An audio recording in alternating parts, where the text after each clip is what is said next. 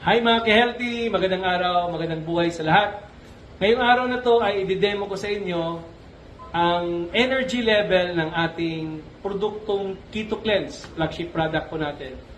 Ang Keto Cleanse po ay isang theobroma drink, no, mixed with other powerful antioxidant ingredients na ang purpose niya, number one, for colon cleansing, prevents constipation, at the same time slimming, and also for healing. So ngayon po, i-demo natin ang Keto Cleanse using itong mga gadgets na to test the electroconductivity or the energy level ng isang produkto, which is Keto Cleanse. So, ito pong gagawin natin. Lalagyan ko po ng Keto Cleanse itong baso, no? Shake muna natin para mas maganda.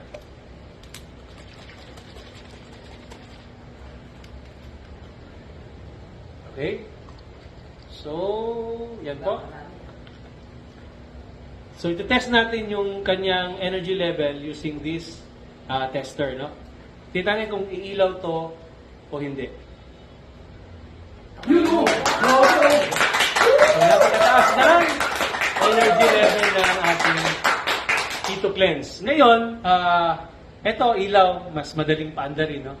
Ito, electric fan, medyo mas malato kasi malaking malaking electric fan po to. And try natin. Yan, isasaksak natin siya dito sa ating gadget. Oh, wow! Yan po, no? Biglang umandar, no? Napakalakas ng andar ng ating sarap ng hangin. So, ganun po kalakas yung energy level based sa electroconductivity test na ginawa natin sa Keto Cleanse. So, ano pong relevance ito?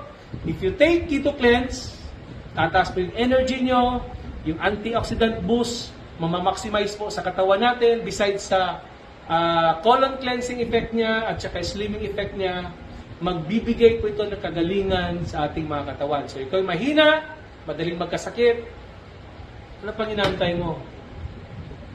Take Keto Cleanse daily for your overall health. Maraming salamat. Thank you.